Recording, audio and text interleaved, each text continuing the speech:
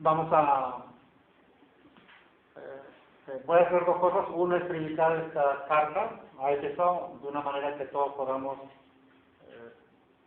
conocer sobre los aspectos importantes, pero habrá otra serie de esta en el año siguiente, más profunda, porque hay muchas cosas que no voy a decir, ¿no?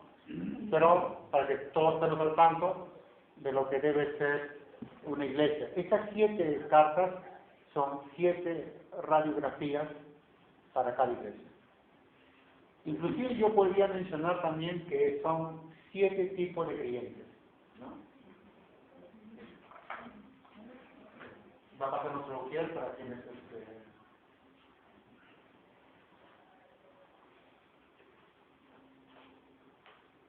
son 7 radiografías. Es decir, toda iglesia debe ser escaneado por estas 7 iglesias. No solamente la iglesia, sino que también cada creyente debe ser escaneado por estas 7 cartas, ¿no? Porque son 7 tipos de iglesias, 7 situaciones que todos vamos a pasar, ¿no? Para la siguiente, en el año que viene, voy a decir algunas cosas que no voy a decir acá, porque hay una cuestión que veo que es importante para la parte del camino del otro, ¿no?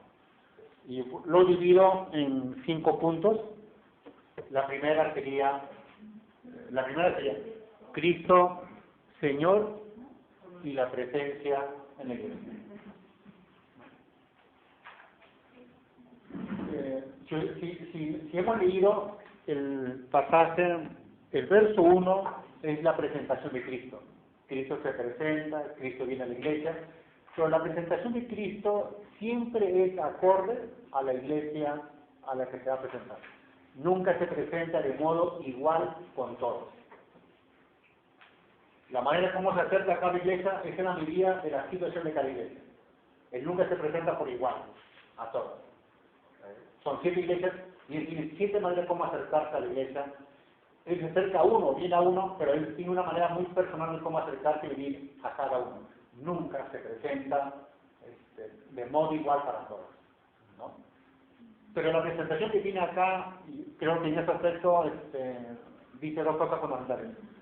El que tiene los 7 candelabros en la diestra, el que camina en medio de los 7 candelabros, lo que él dice es que solo Cristo es el Señor de la iglesia y la presencia de Cristo está en la iglesia. Por eso Él es el Señor y como Señor camina en su iglesia, su presencia está en la iglesia.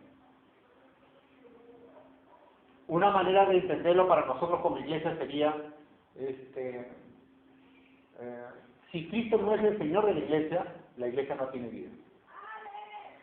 Y si Cristo no es el Señor de nuestras vidas o de la iglesia, entonces Cristo es ausente en nuestra vida y en nuestra existencia. Lo que dice es que Cristo da sentido, valor y bien a la iglesia. La ausencia de Él hace que toda iglesia sea inútil, aunque pueda ser buenas obras. No es un asunto, inclusive diría él, no es un asunto de tener el nombre de Cristo, sino la presencia de Cristo. Y esa presencia solamente es garantizada si nosotros le pertenecemos a Él. Si Él nos compró, si Él nos justificó, nos libró. Él no camina con quienes no confían en Él. Él no camina con quienes no han sido comprados por Él en la cruz. Él es dueño, Señor, en tanto que confiamos en Él, en tanto que hemos aceptado a Él, ¿no? Pero también este señorío implica que Él camina con nosotros. Y a partir de ese punto de que Él es dueño de nosotros, Él camina con nosotros. Y ese caminar, ese andar, esa presencia, no es espiritual, es real. Me refiero, va a tener evidencias concretas, visibles, objetivas. No es una presencia etérea en la que nosotros podríamos sentir sensaciones o emociones. Esta presencia es objetiva, es real, es concreta. Entonces lo que dice es, ninguna iglesia es iglesia de Cristo en tanto que Él no nos conforme. Y si no somos de Él, tampoco Él caminará con nosotros.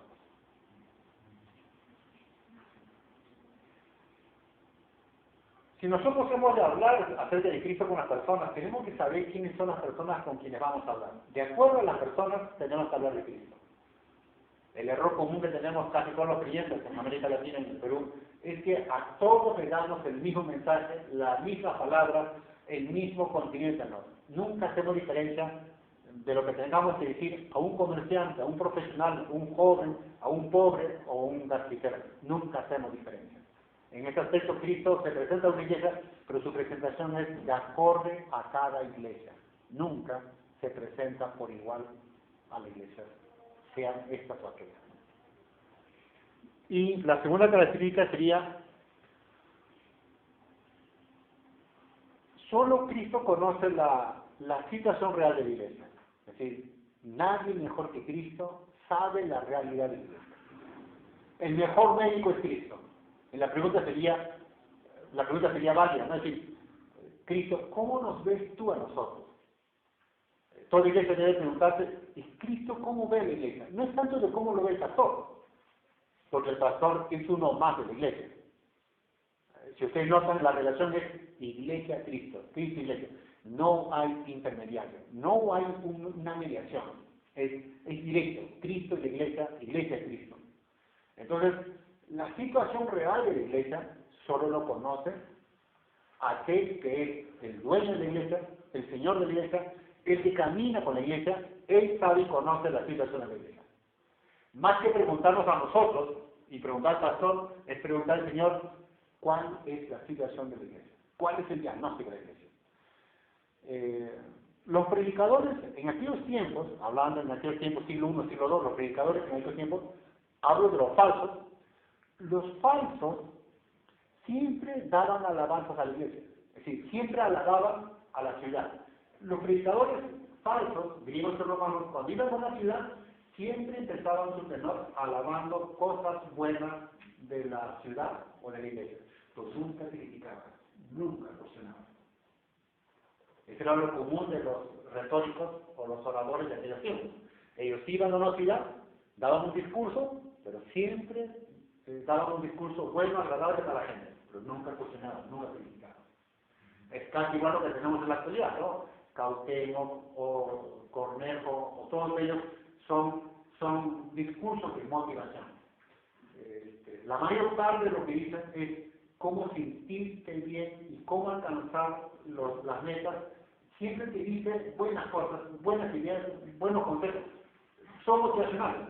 Pero no hay crítica profunda, no hay cuestionamiento profundo para eso. Si nosotros hemos de ayudar a una persona, hay que hacerlo como Cristo lo está haciendo en esta iglesia. Yo creo que ninguna ayuda a una persona se puede dar si nosotros no le demos buenas cualidades a la persona. Toda persona humana, por muy malo y pecador que sea, tiene cualidades. Jesús es muy bueno para aconsejar como buen pastor. Lo que él dice es las cosas buenas de la persona y luego dice el defecto que tiene. Pero nosotros somos campeones de observar los defectos. Lo inmediato que decimos es los defectos, ¿no? Los males, los problemas, sus vicios.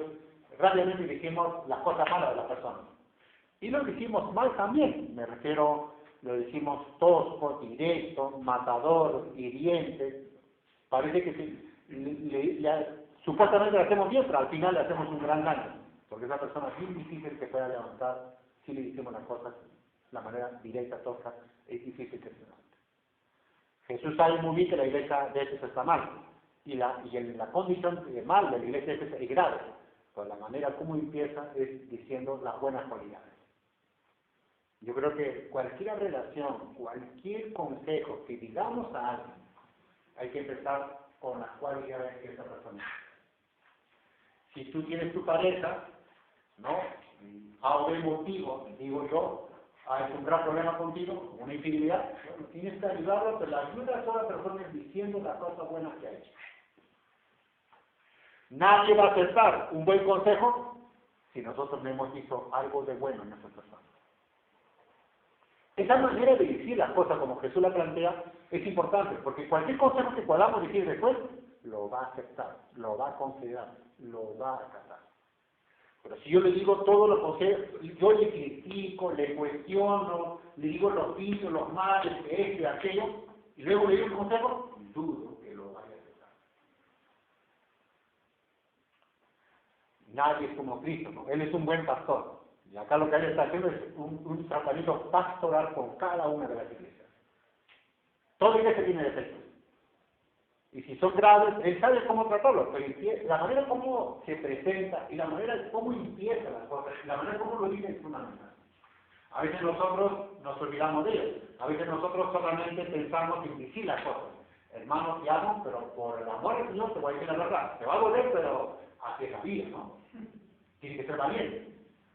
Pero la manera como le decimos y al decir la verdad sin amor, en cierta manera es causar daño. Es decir, decir la verdad sin amor, buscamos su daño, es perjudicarlo, es no ayudarlo. Y en ese aspecto viene un primer punto de Cristo, ¿no? Le dice dos cualidades que tiene la iglesia. Dos cualidades. Es una iglesia de buenas obras y es una iglesia que tiene discernimiento. Y las buenas obras son obras personales de esa iglesia. Es decir, es una iglesia que siempre hizo obras de la fe. Ha ido a la gente, siempre asistió a la gente, siempre apoyó a la gente, siempre hizo buenas obras de la fe. Inclusive más adelante critica, tienen ustedes a los nicolaítas que hacen mal a las obras. Ya, pues significa que la iglesia de hecho hacía buenas obras. Y como hacía buenas obras, podía ver y darse cuenta quién hacía una mala obra. Pues no solamente era una iglesia trabajadora, en el sentido de sus propios recursos, una iglesia que hacía obras en el bien del prójimo o de la ciudad, no solamente eso, sino que tenía discernimiento. Es decir, es una iglesia sumamente celosa. Venían algunos que tienen apóstoles, y esa iglesia, no sé cómo, pero tenía, parece un discernimiento y decía, no eran verdaderos apóstoles, eran falsos. Y no los aceptaba, no los acataba, no los recibía. Era una iglesia que era muy preocupada por la sana doctrina. Y como tal, la iglesia podía decir quién quisiera verdad, quién decía falso. Si sumamos estas dos cosas, lo que nos está diciendo que Cristo decía, la iglesia de Éfeso tenía dos cualidades. Hacía buenas obras y tenía discernimiento. Lo podemos de otra manera simple que podía ser así. Era una iglesia ortodoxa, es decir, doctrina correcta, y era una iglesia ortopráctica, una iglesia con práctica correcta. Si uno mira esa iglesia, en verdad es perfecta. Si lo ponemos en términos personales a nosotros sería que tenemos buena creencia y tenemos buena práctica. ¿Quién nos podría acusar? ¿No hay personas que nos dicen que nosotros creemos en lo correcto y hacemos buenas las cosas? Hasta ahí creo que la iglesia realmente estaría de acuerdo con lo que dice Jesús. Hasta ahí es una iglesia perfecta. Es decir, doctrina correcta, práctica correcta. ¿Dónde está la falla? Y podríamos aplicarlo nosotros. Nosotros también hacemos buenas obras. Inclusive también podríamos ser muy buenos en la creencia, es decir, somos celosos en la doctrina y a lo que son herejes lo condenamos o lo marginamos o lo despreciamos o no lo tomamos en cuenta y nos quedamos con la buena doctrina. Y la gente puede decir, somos muy buenas personas, práctica correcta, doctrina correcta, iglesia correcta en práctica y iglesia correcta en doctrina. Es una iglesia perfecta. ¿Dónde está el problema? ¿Dónde está el error?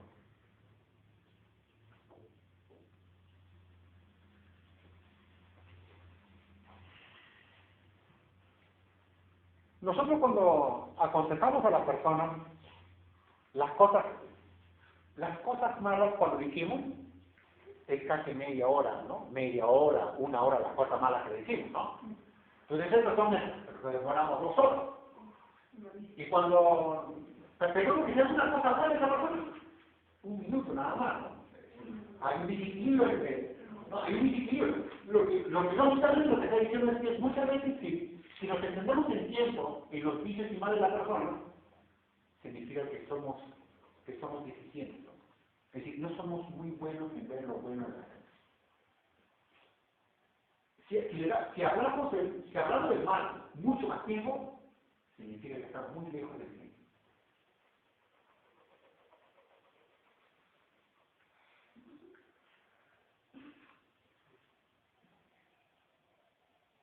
Y Jesús tiene una manera de decir las cosas de modo contrario, ¿no? Es decir, lo bueno, si usted nota, el pasaje es extenso. ¿Cuántos versos es de las cosas buenas, de las buenas obras, y de esas mismas? ¿Cuántos versículos es? ¿Uno? No es. ¿Cuántos versículos? El verso 2 empieza. Las cosas buenas que dice, ¿hasta dónde sería? Empieza el verso 2. Yo conozco tus obras. Versos 2 y 3. Versos 2 y 3. Ajá.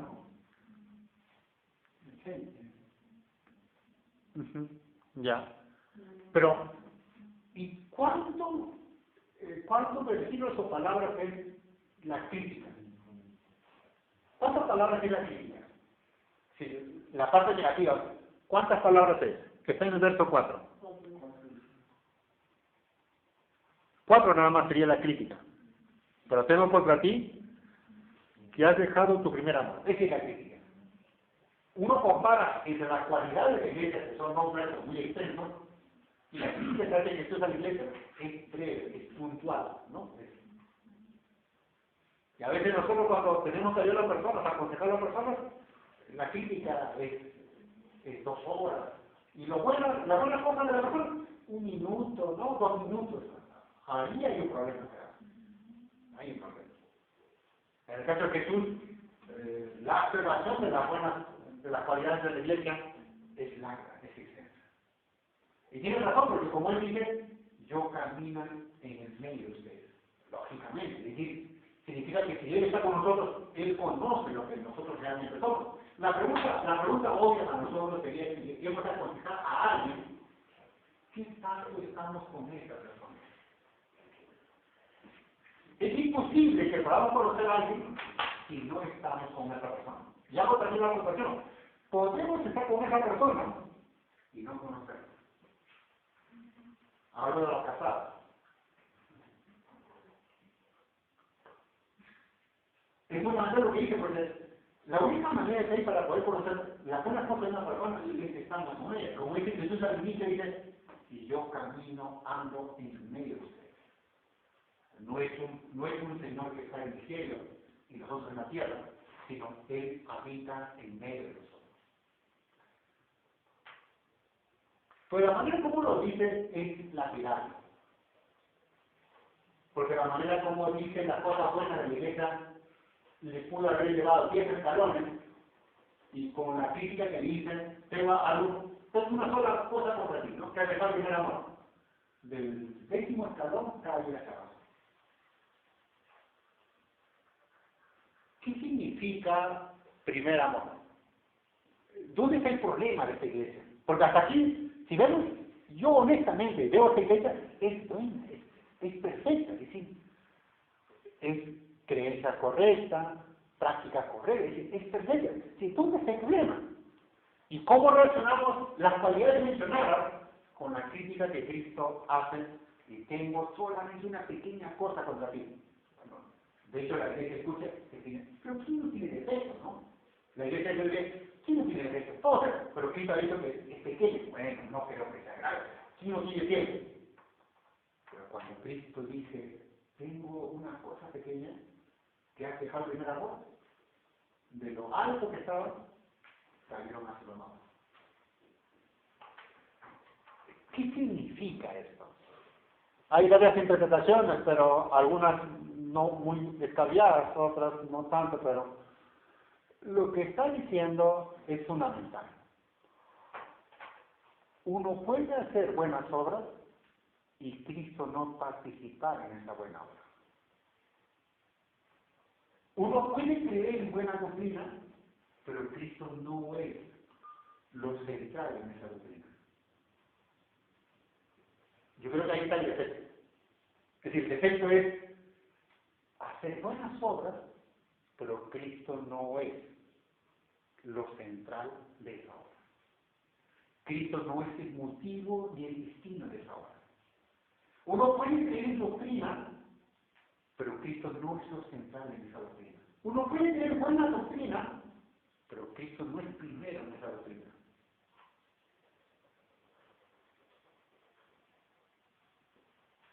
Si lo ponemos de otra manera clara, ¿de qué sirve ortodoxia, doctrina correcta, si Cristo no es lo central y prioritario en esa doctrina? Ortopraxis, práctica correcta, pero ¿de qué sirve una práctica correcta si Cristo no es lo central, ni el motivo ni el fin de esa práctica? Y lo que estamos diciendo es recurrente por lo que hemos visto en las otras veces. Si recordamos, la diferencia de un cristiano con un religioso es que el cristiano, Cristo participa en todas las decisiones y acciones de los creyentes. Esa es la diferencia. Y en este caso lo que está diciendo es fundamental. Es decir, y creo que es un gran peligro para nosotros. Es decir, podemos hacer buenas obras y Cristo no participar de esa buena obra. Podemos tener buena doctrina y Cristo no es lo central ni participa en esa doctrina. El primer amor, creo que si desde la creación del mundo solamente Dios es el primer amor. Y la palabra que corresponde acá es ágape. Así que no significa ningún amor humano, no significa. Sino es el amor de Dios para con nosotros y el amor de nosotros para con Dios. Ese primer amor en el que nosotros hemos visto lo que Cristo hizo en la cruz. Ese amor de Cristo en la cruz es el primer amor.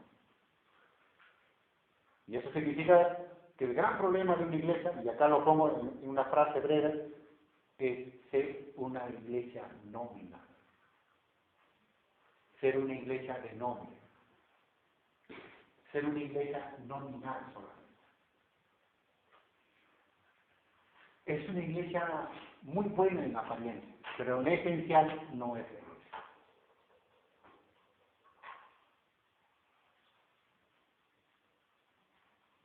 Y lo podemos extender, en lo cual tenemos trabajo, sí, pero hasta qué punto Cristo es lo central en el trabajo. ¿Estamos? No solamente hay que ver que Juan ponga o Cristo ponga todos los temas para entender a qué se refiere. Simplemente porque los dos ejemplos que se entiende cómo debe ser la vida. Podemos tener familia, pero si Cristo no es lo central en la familia, es un gran problema. Podemos tener una profesión, pero si Cristo no es lo central en esta profesión, somos profesionales nominalmente. Así que en este aspecto es fundamental. Cristo es lo fundamental para la iglesia. Diríamos, no existe iglesia cristiana si Cristo no es el centro gravitante en la iglesia. Pero nuestro Señor no solamente dice el problema, y hay que ser un buen pastor, ¿no? También da la solución. Creo que todos nosotros, no sé, dudo que seamos buenos médicos, creo que trabajamos mucho más,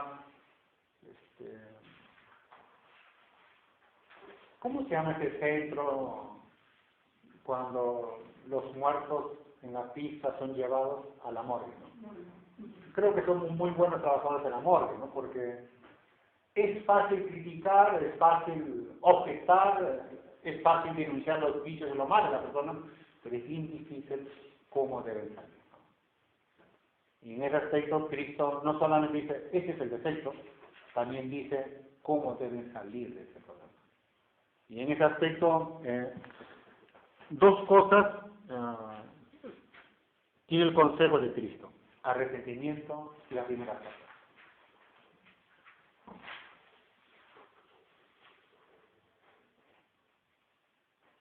Pero la manera como lo dice es bien, como dice, no hay arrepentimiento si no hay una confesión objetiva de la falta cometida. No se arrepiente en términos generales, es decir, no es un arrepentimiento en términos abstractos, general, Señor, perdón mis pecados, no. Lo que dice es, recuerda dónde has caído. Eso apunta a un hecho histórico puntual. Es decir, no puede haber arrepentimiento si no hay una confesión de la falta puntual, ¿no?, específica cometida. Y por eso dice, recuerda dónde has caído. Eso significa memoria. No hay arrepentimiento si no hay confesión de culpa específica.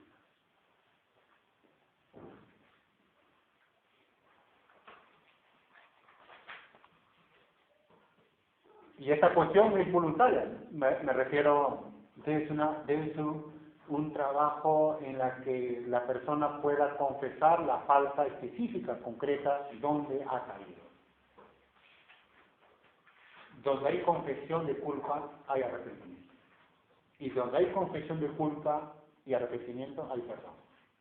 No solamente lo habla en términos personales, sino que también lo habla en términos de iglesias. Es decir, las iglesias también se desvían colectivamente. Y un consejo para la iglesia sería, y recuerda a la iglesia dónde se ha desviado, dónde ha caído para desviarse. Y no es un asunto de una memoria en el sentido, no es un asunto en el sentido de decir, ¿dónde me desvié finalmente? ¿Dónde me desvié en la práctica? La falta que se dice es,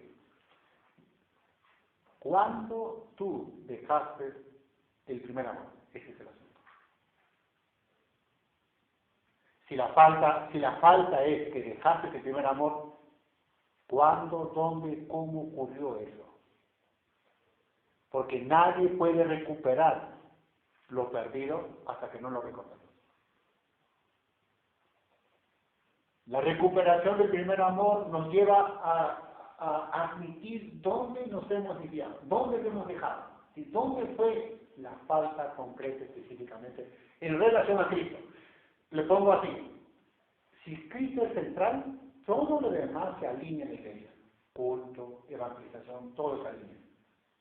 No dice, ¿dónde has dejado de evangelizar? No dice, ¿dónde has hecho un culto mal? No dice, ¿dónde has diezmado mal? No dice. La pregunta fundamental es, ¿dónde, cuándo, cómo fue que tú dejaste tu primer amor? Es puntual.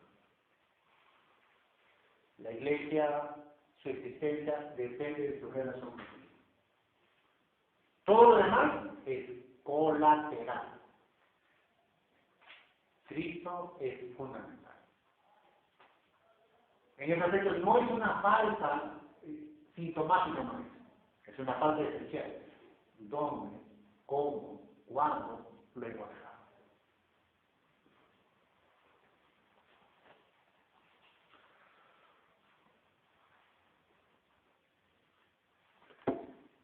Recuperar a Cristo es recuperar la iglesia.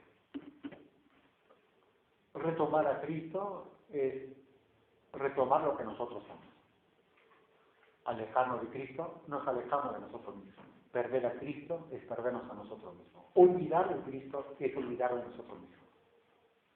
Como ven, lo que pueda acontecer con Cristo nos afecta a nosotros directamente. Si me olvido de Cristo, me olvido de mí mismo. Si me olvido de Cristo, me olvido de lo esencial.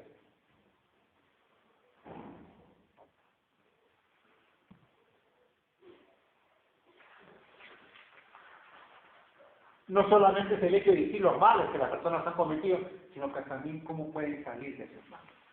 Pues lógicamente para nosotros, la salida a esos males está en la palabra. Yo creo que nadie podría salir de los males de la vida humana si no es a través de la palabra.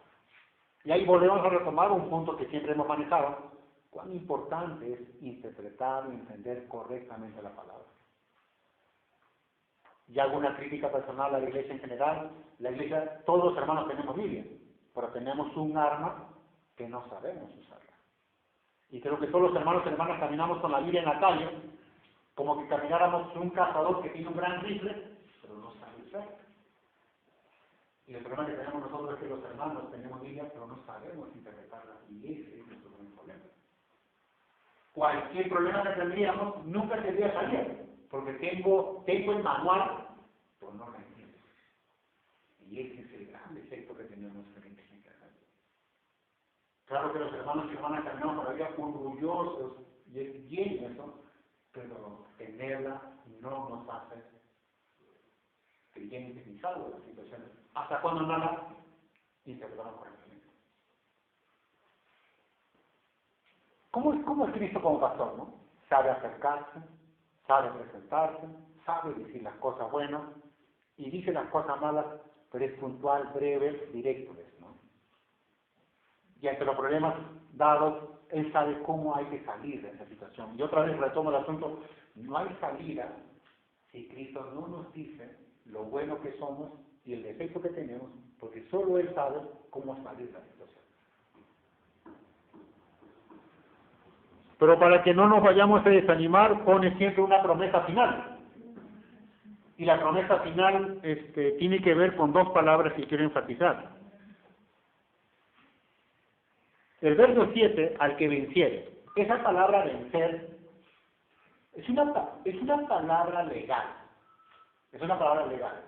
Hablo de esta manera. A veces nosotros competimos en una carrera, ¿no? 5 personas corren, llegan a la meta y el que llegó a la meta, yo gané. No vale, porque el que corre no puede ser juez y parte. Esta palabra vencer es una palabra legal, es una palabra jurídica, que solamente le compete al juez. Es decir, solo el juez puede declarar legalmente quién venció. Es decir, nosotros no podríamos decir, hermano, yo gané, pastor, yo gané. No hay que decir que ganó. El que tiene que decir quién ganó debe ser el juez. Porque esta palabra vencer le compete solamente al juez declarar quién es el vencedor. Y lógicamente el juez es legal para decir quién ganó legalmente. En ese sentido lo que dice es prohibido hacer trampa, prohibido cortar camino. Porque podríamos cortar, podríamos hacer trampa y podríamos ganar. Pues no es tanto quien llega a la meta, sino la declaración del juez que diga tú eres el vencedor. Y eso significa que hay que correr limpio, sin cortar camino y sin hacer trampa. Recuerdan que ayer algunos han tenido la habilidad de empujar y sacar en carrera a otras personas.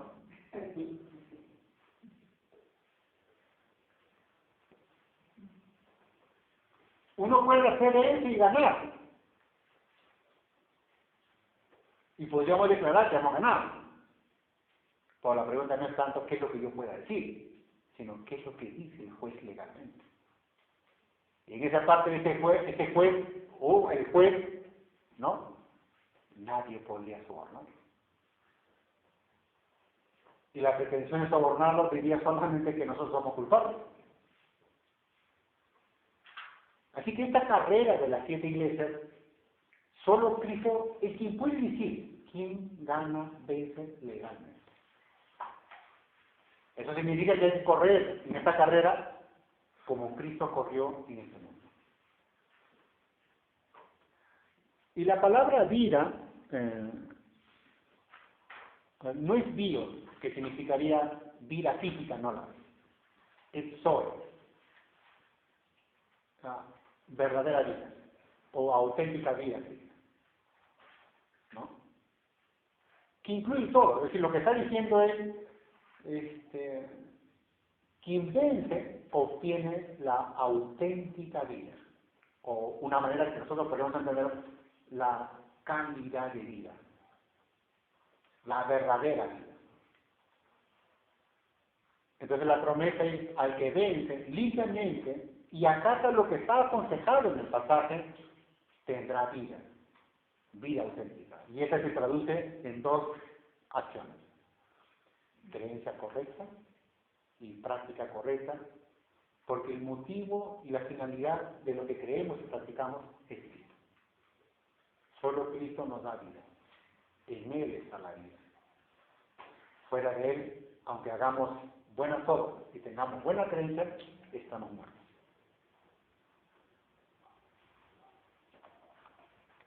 ¿Cómo lo pondría un título a esto? Yo tendría 2 alternativas, una positiva y una negativa. La negativa sería una iglesia nómina. ¿No? Que ese es el problema. Una iglesia de puro nombre nada más. Y un título afirmativo sería